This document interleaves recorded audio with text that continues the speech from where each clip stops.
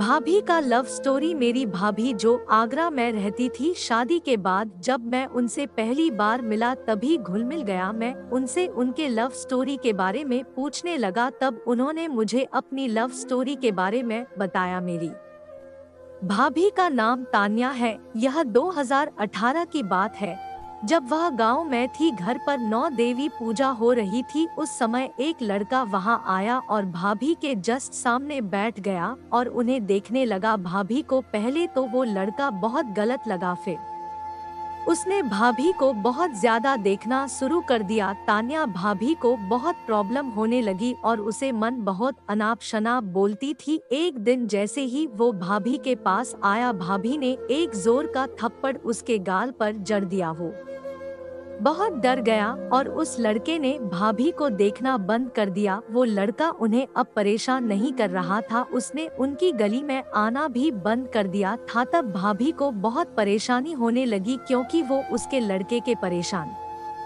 करने की आदी हो गई थी। अब उसे याद करने लगी, पर वो लड़का उन्हें कहीं नहीं दिखा। उस दिन भाभी की छोटी बहन का जन्मदिन था, सभी मस्ती कर रहे थे। भाभी भी ऑलमोस्ट उसे भुलाने वाली थी, लेकिन उसी दिन वो लड़का फिर आ गया और आते ही उसने भाभी को एचआई कहा। इस बार भाभी ने कुछ नहीं कहते हुए उसे हाय का जवाब दिया। इसी से वो लड़का समझ गया कि कुछ तो बात है। फिर मेरी भाभी के भैया आए और बोले, अरे अमन, तू यहाँ क्या कर रहा है, चल थोड़ी बर्थडे में हेल्प कर। तो वो लड़का हेल्प करने लगा। हाँ, एक लाइट लेके घर पर चढ़ गया। मेरी भाभी ने उससे कहा, गिर जाओगे। तो उसने कहा, तुम हो तो सही मुझे संभालने के लिए। तान्या भाभी ने स्माइल की, वो भी स्माइल करने लगा। फिर बर्थडे सेलिब्रेट हुआ, सभी पार्टी में एंजॉय करने लगे। तभी वो लड़का आया और बोले, तान्या मैं तुमसे कुछ कहना चाहता हूँ। तो भाभी ने बोले, कहो। तो उसने कहा, क्या तुम मेरा टाइम पास बनोगी। तो भाभी ने कह, क्या